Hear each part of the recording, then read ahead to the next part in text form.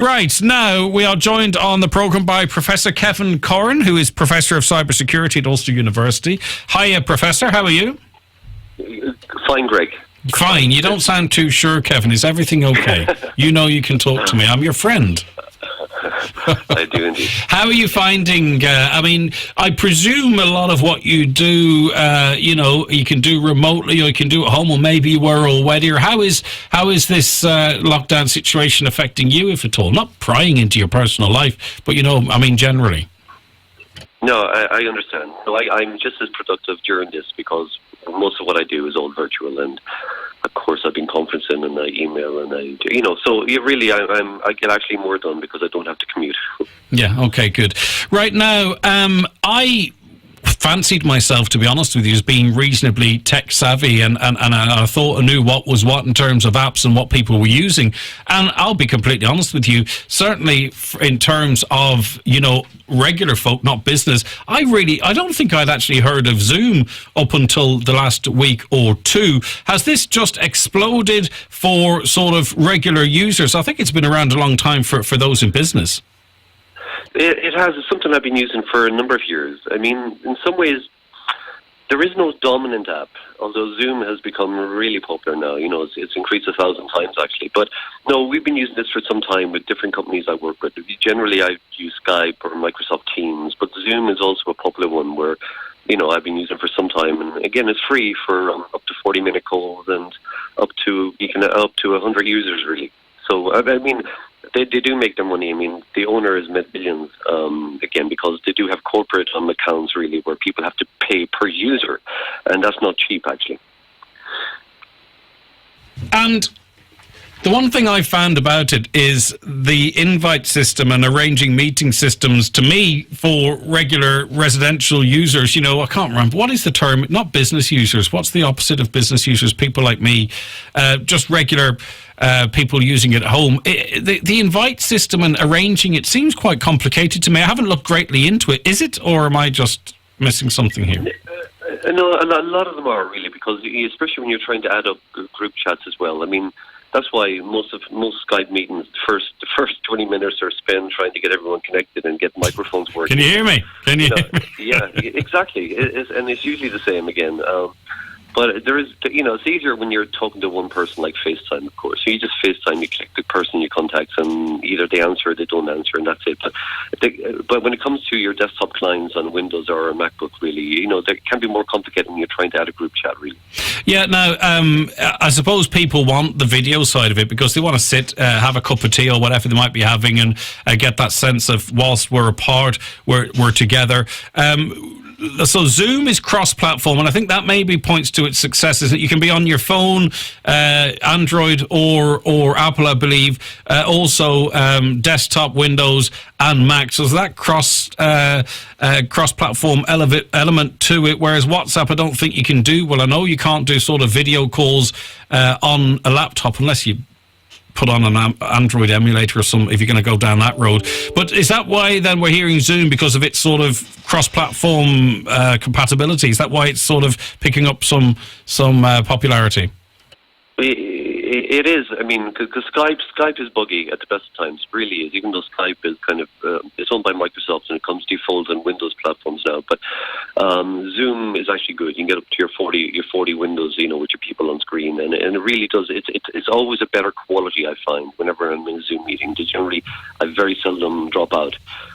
There is one other one which people may not be aware of, but techies know about it. And it's Jitsi. And it's the simplest one to use for conferencing. If you're on a desktop computer, it's jitsi.org. And you just use it in a browser, and it works. You can create your own meeting links, and you just send it to people, and you just log in. Passwords on there, and it's anonymous, and they don't keep any data, and it's free. And people love Jitsi. It really, it just works wonderfully in the browser, and it's a really high performance. It doesn't use as much bandwidth as the other ones, again, because people, of course, the one thing you can do to improve your bandwidth when you're at home on a bad connection is to turn off your video, because the audio just takes up a minuscule amount of data. I mean, audio, you don't even think about it, but video will always suck up your bandwidth, really. Yeah, for sure. And you're right about Skype. I've had mixed experiences with it. And if you watch any, it's not as bad now. They seem to have rounded a bit, I think. But if you'd watched Sky or BBC or whatever over the years, or even listening to the national news in the mornings, you'd wonder, why are you using Skype? It always breaks down. It doesn't work. There's delays in it. It's crackly and the video breaks up. But and you'd think with Microsoft behind it, they would have smoothed out that side of things, wouldn't you?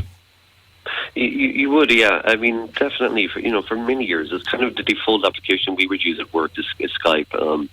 Again, like most with industrial collaborations, I use Zoom. But again, whereas for instance with Apple with FaceTime, I find FaceTime excellent. I mean, I have my partner would live in Paris. It wouldn't be uncommon for me to spend 8 hours a day on FaceTime in the evenings, just have it on all the time. And to be honest, the calls hardly ever drop out. Yeah, it's like a window between the two premises, presumably. I know exactly where you're coming from. It's a fantastic facility to have. House Party, I'm not sure, is this only on Android or is this cross-platform as well? There was some question marks over the security of it. What is the situation with the House Party app? Yeah, no, it works in both iOS and app, and Android. No, it's an excellent app because it just really works. It kind of uses your social network contacts, really. You can have up to 8 people on screen at one time, and it also comes with games you can play together and trivia games, and they're quite addictive, actually, and it really is a fun application. Again, if someone if you want to create a house party, in other words, a conference call, your friends will be notified and they can join in, up to 8 people, and it really works well. Now, there was a big thing about someone saying that House Party was hacked, that it was leaking people's accounts, in other words, their Netflix accounts and everything else. And the creators of House Party, who actually have created this successful game, Fortnite, really, epic game. Oh, was that they? Right, okay, yeah, interesting. They bought it last year. They've offered up to $1 million for someone to come along and prove that it actually has been hacked, and it hasn't, because it doesn't collect any of the details for the other accounts. So again, they just think that someone was out to put a bad name on their company, really, on the app itself. But no, there is no hack at the moment. There is no danger in having a house party. A virtual one.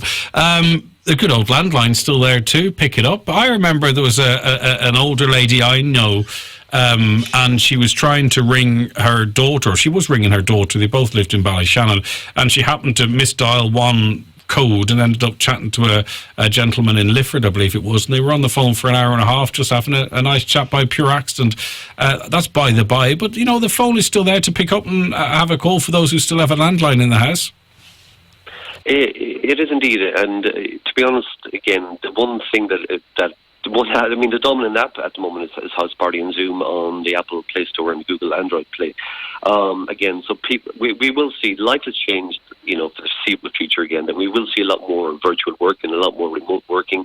Companies will actually reevaluate why they're paying for premises when they actually see this, during this period, maybe that they'll see that they're just as productive, and, why do that? And they might keep doing this again. So life will never go back to being the same again. Most people will be conducting a lot more remote conference calls as well, and we will not see as many large meetings like gatherings, because people would be wary of that for the foreseeable future. So we won't have as many large events. So remote working will be part of video conference, will be part of our lives, and communication apps as well. And to be honest, the most glorious experience I've ever encountered with when it comes to, of course, nothing beats face to face, but actually using virtual reality headsets. That there's a meeting app, if you're using the Quest, for instance, the Oculus Quest, there's these meeting apps in there, and these avatars, and it really is a wonderful experience because you really feel as close as you can be without being, in real life. Virtual reality really does make video conferencing, a beautiful thing, actually. Yeah, I've used Rec Room with the PlayStation VR, yes. And it's amazing how quickly your mind adapts to it. That it does become a reality, albeit a virtual one. All right, listen, brilliant stuff, Professor. Thank you very much for joining us. Great to chat to you again, by the way. You're welcome, Greg. All right, Professor Kevin Curran, Professor of Cybersecurity at Ulster University. Zoom, it's all over the place. Zoom this and Zoom that. I must give it a